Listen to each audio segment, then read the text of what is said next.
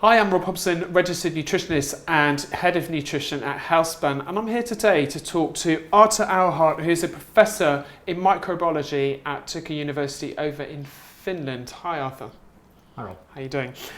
So just a few things about microbes. We hear a lot about probiotics and bacteria and how it's good for our health in the media. Can you just explain a little bit about what good bacteria is to start with? Well, good bacteria, it's not so easy as we think it is. Of course, there are products that contain good bacteria, like sauerkraut. And although these products are healthy, they are not specifically healthy for the probiotics, for the microbes that they contain. It's the product as a whole that is healthy. So if you are looking for really health-promoting microbes, then you would have to go more for specific products, like for instance, a yogurt that contains bifidobacteria, lactobacilli, or a supplement. Okay, so when we talk about probiotics, it's that basically just a good bacteria that we're putting into the gut? Well, yes and no. So all probiotics are friendly microorganisms, friendly bacteria, but we also have to realize that not every friendly bacterium is a probiotic. For instance, in our intestine, we have a lot of friendly microbes, but they are not strictly speaking probiotics because they are there and they have always been there, but we don't know what they really are doing. So if you really want to know a probiotic, then you have to go for a specific product because there we know what potential health benefit it would have when you consume it. Okay, so are we talking then with that about specific strains? Because we also hear a lot of stuff in the press about how probiotics have other health benefits for us. We've heard about immunity. I've even heard about obesity and links to the brain.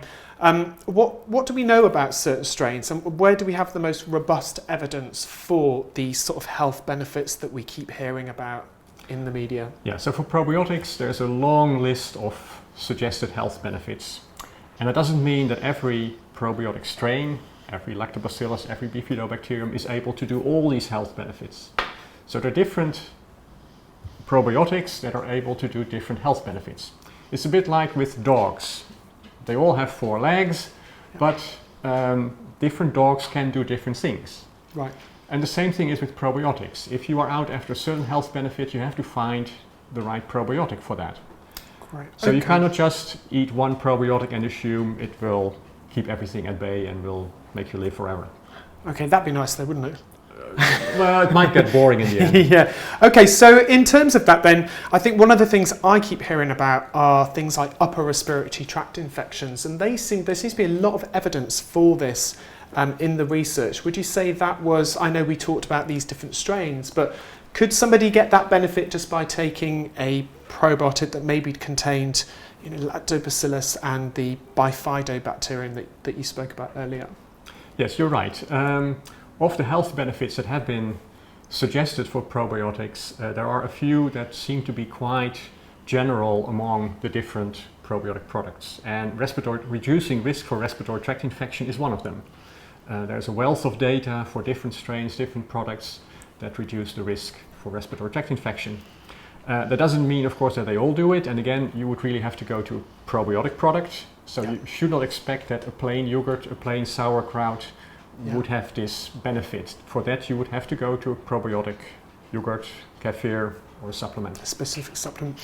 Okay, and in terms of if somebody's looking for a supplement, because they're interested in taking one, what should they be looking for in terms of a good supplement? If they pick up the packet, what kind of thing should they be looking for? I think there are a few things that you should look for. One is that does the product mention not only what microbe they are, so a lactobacillus or a bifidobacterium, but that it also states what strain it is. Okay. And again, that is the same if you go buy a car. Do you just buy a Volkswagen, or do you want to have a Volkswagen Golf, or do you want to have a Mercedes-Benz and what model? Yeah. So you have to know what brand and what model. So what species, what genus, and what strain. Okay. So if the manufacturer is willing to put on the strain, it indicates that the manufacturer knows what he or she is doing. The other thing that is important is that what is the guaranteed number of cells at end of shelf life? There may be products around that tell you it contains X billion microbes at time of manufacture, but that's completely uninteresting because I want to know what I got at the end of shelf life. So if a manufacturer can guarantee a certain count of end of shelf life, it also indicates that the manufacturer knows how to manufacture the product, how to improve its stability, so that you really get what you pay for until the last day it expires. Great. All right. And another quick question about physically taking probiotics. Is there anything we need to think about there? I've heard some people say you might be better off taking them at breakfast. Some people say you shouldn't take them with hot drinks. Have you got any advice for the people at Healthspan that we could take on board? Well, not a whole lot of work has been done on it, but in a way you could use common sense. Probiotics are live microbes, so indeed mixing it into your vodka is not a good idea. Your coffee or tea is also not a good idea. Yep. Now, should you consume it before breakfast or after breakfast or a meal? There's not a whole lot known about that. On one hand, you can say if you eat it before breakfast, it will only be short in your intestine. But then again, the pH of your intestine is at its lowest when it's empty.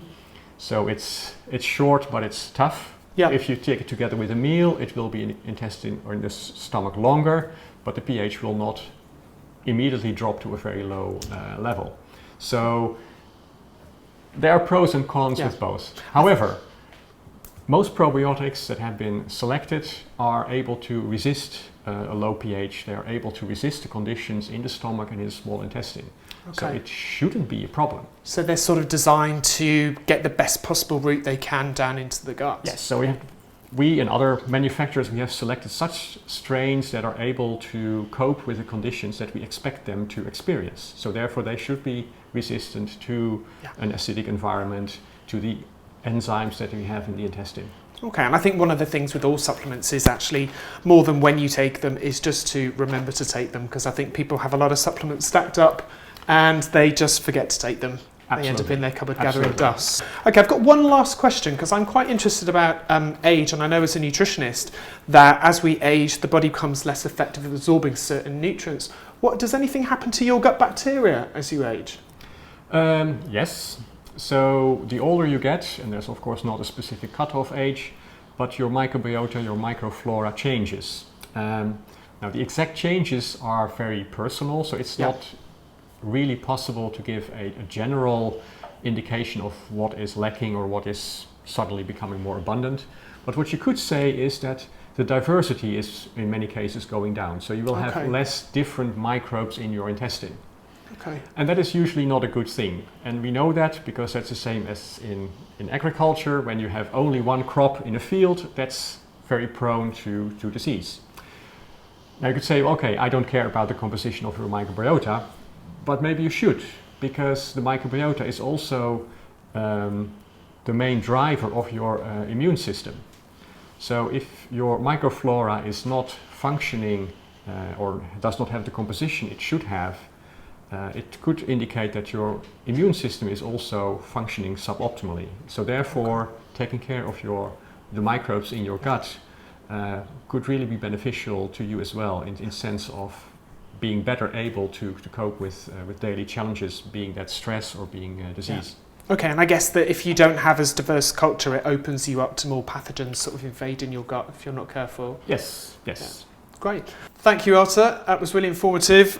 If you'd like more information about healthy bacteria, you can visit the Healthspan website at www.healthspan.co.uk.